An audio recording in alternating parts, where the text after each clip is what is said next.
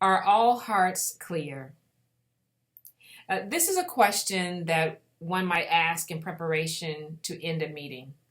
Before the motion to dismiss, before the coffee hour that follows, a leader might ask, are all hearts clear?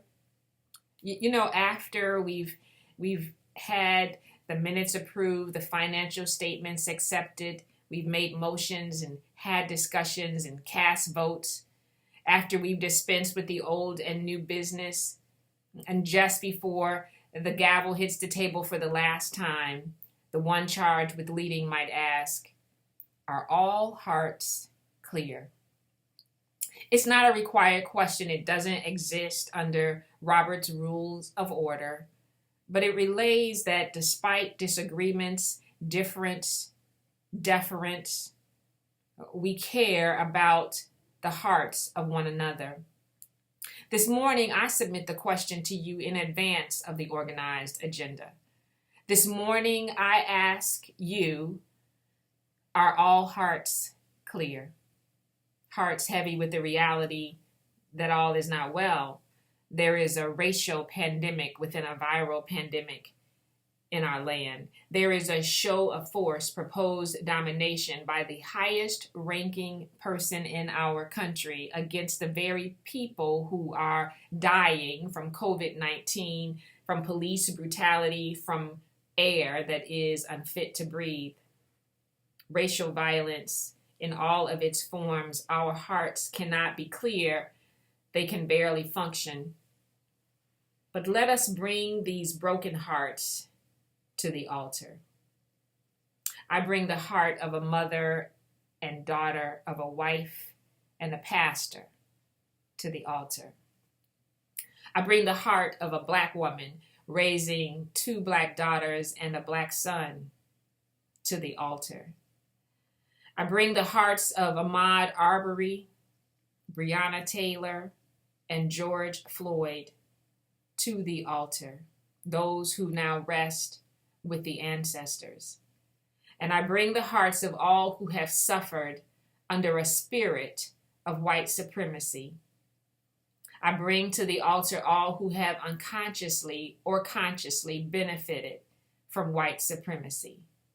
And I pray that you will meet me at the altar, because the levees have broken and the water is overflowing the banks. Hearts that have normalized hurting are beating again. Young people are chanting, what do we want? Justice. And when do we want it? Now. And older people are praying, Lord, how long?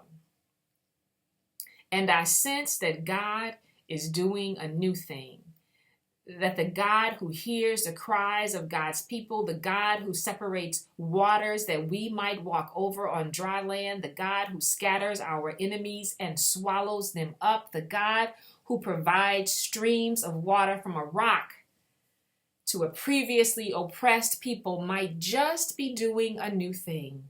The question comes to Israel after God has already begun God's new work. It is already happening while they are yet trying to figure it out, walk it out, march it out, burn it out. God is working it out, setting up meetings, birthing new possibilities, making a way. And God asks Israel in their exiled state, do you not perceive it? Don't you see it? In this wasteland, water is beginning to flow. There is evidence.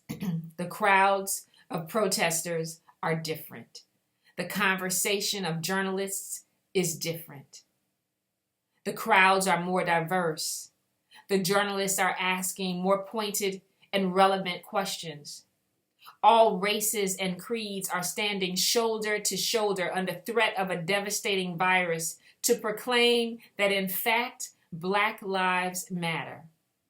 They are in urban centers and small towns. They are domestic and abroad, even in Copenhagen, the happiest place in the world. Thousands are gathering in the streets. Can you hear the waters beating against the rocks as they rush forth? They refuse to be quieted. Like Rachel, who cries for her children, they cannot be comforted. But we should not rush to join the work without stopping at the altar. Let us pause at the altar together and examine ourselves. Let us stop and sit there for a moment as representatives of the church, representatives of the Christ and the gospel. And I pray that we will meet at that altar, because my survival is tied up in your survival, and your survival is tied up in mine.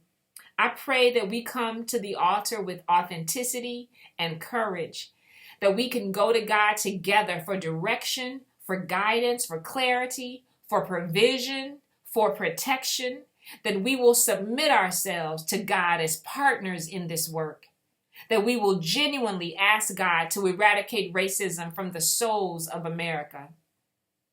Free us from the shackles that bind us, from the sin that has claimed us. Ask God to use our hands and our feet and our tongues and our resources to eradicate the knee on the neck existence of people of color in this country. Because the end of our time together will come. And I pray that we will in honesty proclaim that all hearts are clear. God bless you. Amen.